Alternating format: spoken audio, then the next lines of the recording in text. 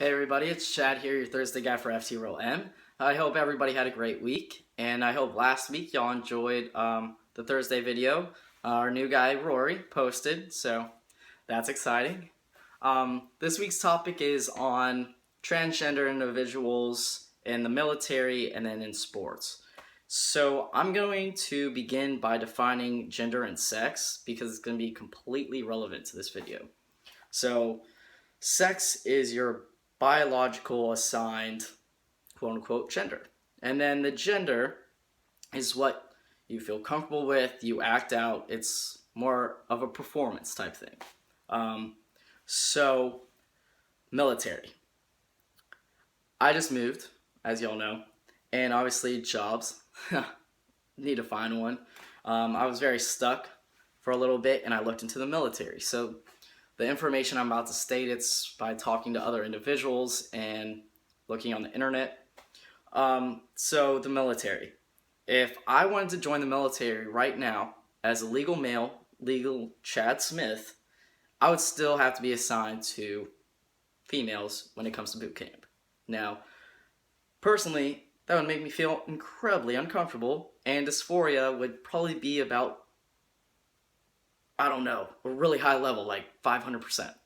Just because I just feel like that would suck. And obviously, after boot camp, if you talk to the right people, you could probably be placed with males and whatnot. But personally, I didn't want to do that. So the reason why I, I guess define gender and sex again was because I feel like the military recognizes your gender or gender identity, but they also still recognize sex. And I feel like recognizing your biological sex overrules your gender identity. Now, sports. On social media, I like to follow a lot of fitness sites, especially on Instagram. And then if I follow them for a while, maybe I'll add them on Facebook too. So I'm mainly going to focus on like weightlifting and competitions like that.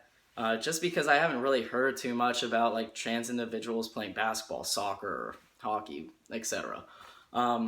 So in high school, here's an example. If a girl wanted to play football, she would technically have to be put on the team because there's no female football team, at most high schools at least. When I was in high school, I started playing lacrosse. And my senior year, I was like, wow, I wonder if I should have tried out for the guys lacrosse team. But then I realized I wouldn't be able to legally because we still had a females team. Now, sports, I feel like understand your sex, understand your gender identity, and the gender identity overrules your biological sex, or it can at least. Um, when it comes to weightlifting and whatnot, and I guess I'll start with trans guys because this is our channel. A lot of people like to think, oh, I'm about to start testosterone. I'm about to get really, really buff. Cool, maybe, but you have to work for it. Testosterone isn't automatically going to make you necessarily stronger, buffer, or anything. It's switching your estrogen and cycling it to be more testosterone. So, same thing applies to trans women. They have testosterone and they take estrogen and it cycles, so the estrogen overrules testosterone.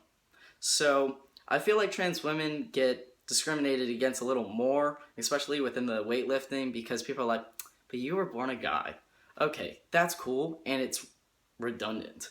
Because if the trans individual is taking estrogen, has been on it for quite some time, their body, everything is estrogen, it's female. Cool, regardless of surgeries. And so you have to work to get your body to that certain strength. And I feel like, yeah, the military can probably realize that, but it's not to that level that sports are. And I'm completely not bashing the military. I considered it myself. I completely respect the military, and I'm thankful for it. And I'm also thankful that the military has gotten a lot better with the LGBT community. The fact that, 5 years ago, you couldn't even be out as gay or lesbian and serve. That people got booted off the military for coming out. Nowadays, at least they recognize, hey, some people are gay. Hey, some people are lesbian, and hey, some people are transgendered.